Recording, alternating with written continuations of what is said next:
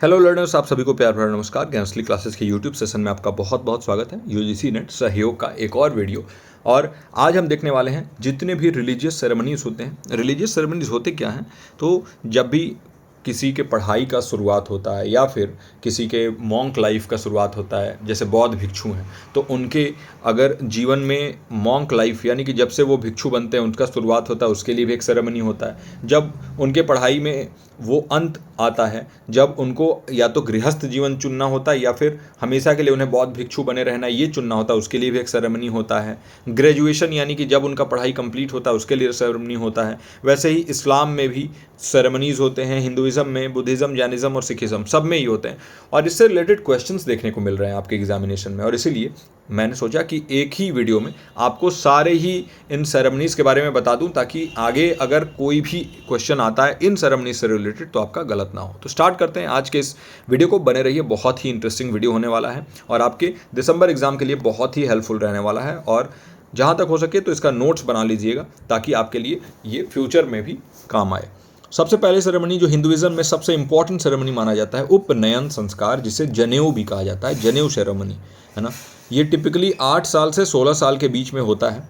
और ये जब एक लड़का अपने छात्र जीवन का शुरुआत करता है तो उसे कई चीज़ें पालन करनी होती हैं, जैसे ब्रह्मचर्य का पालन करना होता है, और उसे जो है एक पवित्र धागा पहनाया जाता है जिसे जनेऊ कहा जाता है।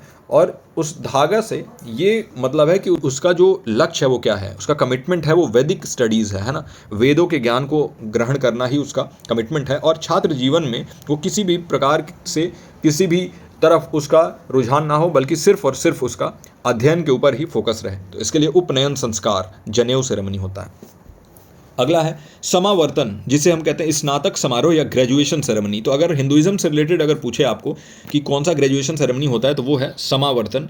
समावर्तन सेरेमनी जो है ये ब्रह्मचर्य जीवन का जो एंड है वो माना जाता है कि इसके अंत में फॉर्मल एजुकेशन कंप्लीट हो जाता है, यानी कि जो औपचारिक शिक्षा है वो पूरा होता है। पहले जब बच्चे गुरुकुल जाते थे और गुरुकुल से आते थे तो समवर्तन सेरेमनी या ग्रेजुएशन सेरेमनी सेलिब्रेट किया जाता था। उस समय पे उनके एजुकेशन का एंड होता था और अब से वो गृहस्थ जीवन जीने के लिए रेडी होते थे, यानी कि हाउस होल्डर स्टेज आ जाता था। और इस एज के बाद अब उनको गृहस्थी अपनी बसानी थी, उनका शादी विवाह होगा और विवाह समारोह के बाद उनका अपना एक जीवन अलग चलेगा।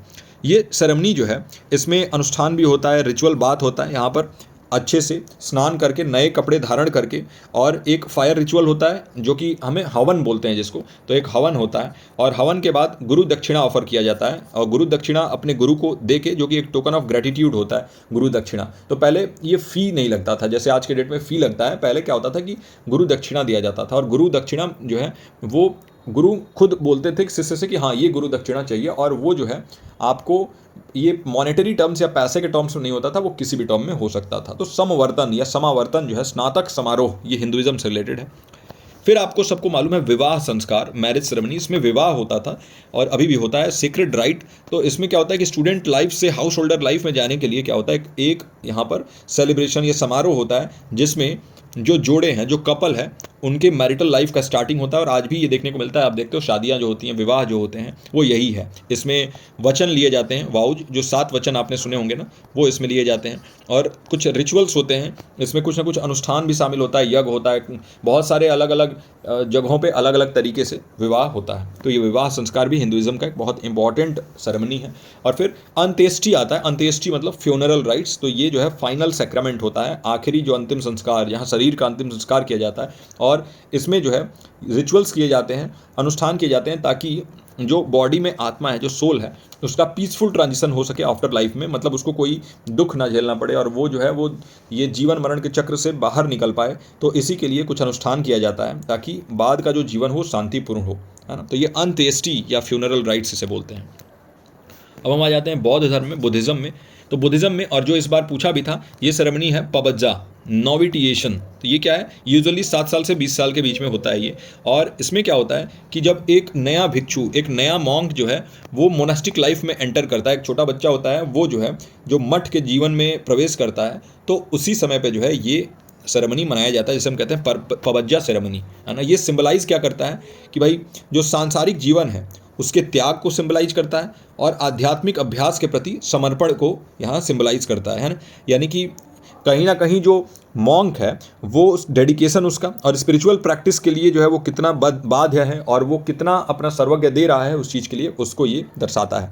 वही उपसंपदा या हायर ऑर्डिनेशन जिसे हम कहते हैं, तो ये आमतौर पर 20 साल से अधिक के जो मॉन्क हो जाते हैं तो उनके पास ये जो है एक ऑप्शन होता है कि आगे वो या तो ये कंटिन्यू करेंगे लाइफ अपना मॉन्क वाला और या फिर वो गृहस्थ जीवन में आ जाएंगे।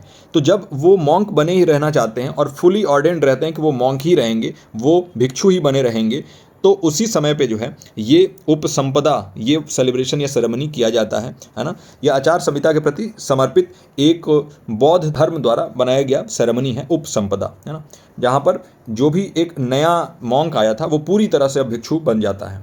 इसको हम कहते हैं उपसंपदा। एक होता है वासा, जिसे रेन्स रिट्रीट बोलते हैं। तो देखिए बारिश के समय जो है रेनी सीजन में ये 3 महीने तक चलने वाला एक रिचुअल या फिर एक जो है सेरेमनी होता है। यहाँ पर मॉन्क्स जो है ना वो एक लोकेशन पे ही रहते हैं, क्योंकि देखिए आपको भी पता है जब गौतम बुद्ध भी थे उस समय पे बारिश होता था और इतनी सारी सुविधाएं नहीं होती थी, पैदल ही भ्रमण करना होता था, है ना, चलना होता था। तो पैदल चलने की वजह से क्या होता था कि बारिश के समय पे पैदल चलना जो है वो काफ़ी कठिन होता था, रास्ते उतने सुगम नहीं थे। तो उनको इन 3 महीनों में एक जगह रुक कर मेडिटेट करना, स्टडी करना होता था। नहीं तो जो मठ का जीवन होता है वो ये होता है कि वो एक जगह से दूसरे जगह बस जो है वो जाते रहना है, घूमते रहना है, प्रचार करते रहना है ना। तो आप देखते हो कि गौतम बुद्ध के भी जो जीवन का शुरुआत हुआ वो लुम्बिनी से हुआ, फिर वहाँ से ये बोध गया में इनको बोधि गया जो बोधि वृक्ष है उनके नीचे जो है उन्हें एनलाइटमेंट मिला और फिर वहाँ से फर्स्ट सरमन इन्होंने सारनाथ में दिया और अपना शरीर त्यागा। कहाँ पर? निर्वाण कहाँ की प्राप्ति हुई? कुशीनगर में। तो ये भी जो है काफ़ी ज़्यादा भ्रमण करते थे। तो वैसे ही जो भी मॉन्क होते हैं वो एक जगह से दूसरी जगह भ्रमण करते हैं और वो जो है अपने जो भी उनके शिष्य हैं उनको कुछ ना कुछ ज्ञान देते रहते हैं। लेकिन रेनी सीजन में ये 3 महीने के लिए एक ही जगह रहते हैं और इनको जो है रेनी सीजन के दौरान जो ये वसा है यानी कि रेन को सेलिब्रेट करते हैं ये, है ना। तो इसको हम कहते हैं लास्ट में जब इसे कंक्लूड किया जाता है कैथिना समारोह के साथ इसका समापन होता है, जहाँ पर जो आम लोग हैं ना वो नए वस्त्र या न्यू रोब्स इनको चढ़ाते हैं जो बौद्ध भिक्षु लोग पहनते हैं और फिर उसको ये पहन के और आगे अपना कूच कर लेते हैं। फिर परिनिर्वाण जो फाइनल निर्वाण सेरेमनी होता है, ये जो है बुद्ध के निर्वाण की स्मृति में मनाया जाने वाला एक समारोह है जिसे अक्सर ध्यान, शिक्षाओं और भेंटों द्वारा चिन्हित किया जाता है। तो ये भी एक सेरेमनी है जो गौतम बुद्ध ने अपना निर्वाण हासिल किया था, तो उसको सेलिब्रेट करने के लिए परिनिर्वाण फाइनल निर्वाण सेरेमनी मनाया जाता है। अब हम आ जाते हैं जैनिज़्म में। तो देखिए जैनिज़्म में एक इंपॉर्टेंट सेरेमनी है जिसे हम कहते हैं दीक्षा सेरेमनी। दीक्षा क्या होता है? इनिशिएशन जिसे हम कहते हैं। ये सेरेमनी जो है इसमें एक व्यक्ति अपने सभी सांसारिक संपत्तियों को त्याग देता है, जितनी भी उसके पास संपत्ति है सब कुछ त्याग देगा और त्याग कर अपने सारे वर्ल्डली पोजेशंस को त्याग कर वो एक जैन मॉन्क या जैन भिक्षु हैं वो बन जाते हैं, जैन मुनि बन जाते हैं।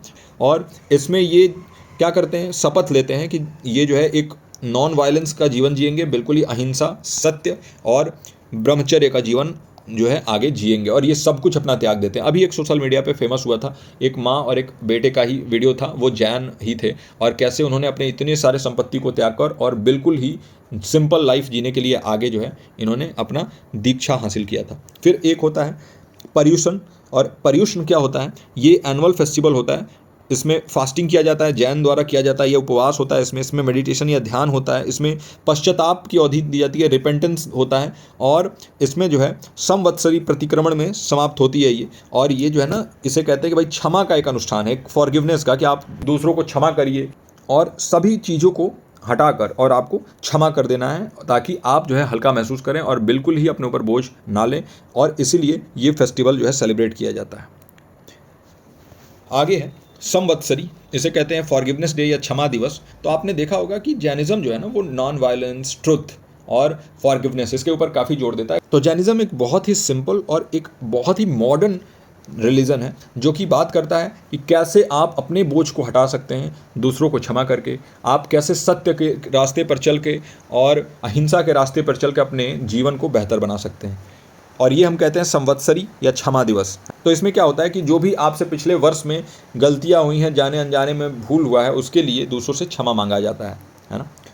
सिखिज़्म में एक इम्पॉर्टेंट सेरेमनी होता है नामकरण, नेमिंग सेरेमनी होता है, जहाँ पर जस्ट बर्थ लेने के बाद ही नाम रखा जाता है बच्चे का। और ये जो है फर्स्ट लेटर जो है वो गुरु ग्रंथ साहिब के ही एक वर्स से लिया जाता है, एक श्लोक से लिया जाता है पहला अक्षर, और फिर जो है इसको रैंडमली ओपन किया जाता है गुरु ग्रंथ साहिब को, ताकि उनमें से एक रैंडम लेटर को उठा के और उसी रैंडम लेटर के ऊपर जो है नाम रख दिया जाता है। तो ये जो नाम है ये गुरुद्वारे में एक समारोह के दौरान रखा जाता है। सिखिज्म में जो अगला इंपॉर्टेंट सेरेमनी है वो है अमृत संचार या बैप्टिज्म सेरेमनी बोलते हैं। इसका कोई स्पेसिफिक एज नहीं होता है, और जब भी एक व्यक्ति तैयार होता है इसके लिए और वो खालसा जीवन जीने के लिए तैयार होता है, तब उसको जो है अमृत संचार नाम का ये सेरेमनी करना पड़ता है। तो इसके लिए कोई विशिष्ट आयु नहीं है, बस आपको, अगर आप सिख हैं तो आपको रेडी होना है, खालसा जीवन शैली के लिए प्रतिबद्ध होना है। और खालसा जीवन शैली का मतलब क्या है? देखिए, इसमें जो है आप होली वाटर या अमृत लेते हैं और कमिट करते हैं 5 के, है ना। क्या क्या होता है ये? पहला है केश, दूसरा है कड़ा, तीसरा है कंघा, और फिर आता है आपका कचेरा, और फिर आता है कृपान, है ना। तो ये 5 चीज़ें जो एक खालसा सिख जो होंगे वो कभी नहीं भूलते हैं। तो आपने देखा होगा ना कि एक कृपान अपने पास रखे रहते हैं खालसा सिख। कृपान होता है जो अपने कमर में बांध के वो रखते हैं, फिर कड़ा पहने हुए रहते हैं, अपने बाल को जो है बहुत अच्छे तरीके से वो रखते हैं। तो वो क्या होता है? ये जो है खालसा वे ऑफ लाइफ होता है ना। तो ये जो है इस तरीके से पूरी तरीके से जो सिख समुदाय है उसमें पूर्ण दीक्षा का प्रतीक ये होता है। अगला सेरेमनी है आनंद करज या मैरिज सेरेमनी भी इसे हम बोलते हैं। तो ये क्या होता है? एक विवाह समारोह होता है जहाँ पर जो जोड़ा होता है, जो कपल होता है ना, वो गुरु के मार्गदर्शन में अपने मिलन का प्रतीक बनने के लिए गुरु ग्रंथ साहिब के चारों ओर घूमता है। तो जैसे हमारे यहाँ क्या होता है हिंदू धर्म में कि वहाँ पर जो है सारे रिचुअल्स होते हैं, और बहुत जैसे अग्नि देवता को साक्षी मान के वहाँ पर 7 वचन लिए जाते हैं। वहीं पे जो इस्लाम है उसमें क्या होता है, अब जो है वो कबूलनामा होता है वहाँ पर कि आपको कबूल है कि नहीं है शादी। यहाँ सिखिज्म में क्या होता है कि यहाँ गुरु ग्रंथ साहिब जो है उनके चारों तरफ जो है वो घूम कर और फेरे लेते हैं, और फिर जो है उनको प्रतीक मानकर ही ये शादी जो है उसको संपन्न किया जाता है। इसको कहते हैं आनंद करज। फिर अंतिम संस्कार होता है जो फ्यूनरल राइट्स। तो ये लास्ट जो राइट्स होते हैं जो सिख हैं उनके देह त्याग के बाद होता है ये, और इसका फोकस होता है कि जो आत्मा है उसकी जो जर्नी है ना, उसकी यात्रा है, और जो भगवान की याद है, इन दोनों के ऊपर ये केंद्रित करना। फ्यूनरल राइट्स जो है इसमें गुरु ग्रंथ साहिब के जो लाइंस हैं उनको रिसाइट किया जाता है, उनके पाठ जो है उसको पढ़ा जाता है। तो ये जो है सिखिज्म के इम्पॉर्टेंट सेरेमनीज़ हैं। अब हम देख लेते हैं इस्लाम, और इस्लाम में कौन कौन से इंपॉर्टेंट सेरेमनी है, इससे रिलेटेड क्वेश्चन भी आया था। तो एक होता है बिस्मिल्लाह सेरेमनी, है ना। तो बिस्मिल्लाह मतलब क्या होता है? स्टार्ट करना किसी चीज़ को, है ना। तो ये टिपिकली 4 साल के जब बच्चे होते हैं उस समय पे होता है बिस्मिल्लाह सेरेमनी। तो जो बिस्मिल्लाह सेरेमनी होता है वो चाइल्ड जो होता है ना, जो बच्चा होता है, उसके जो फॉर्मल एजुकेशन है उसका शुरुआत होता है, और ये कुरान के जो लाइन्स हैं उनको रिसाइट करके किया जाता है बिस्मिल्लाह, है ना। और आपने नाम सुना होगा, एक लाइन सुना होगा, बिस्मिल्लाहिर्रहमानिर्रहीम। इसका मतलब होता है in the name of Allah the most gracious the most merciful. ये पहला स्टेप होता है कुरान लर्न करने का, और किसी भी चीज़ के शुरुआत में ये लाइंस जो हैं वो बोले जाते हैं, जो इस्लाम को मानने वाले हैं वो बोलते हैं।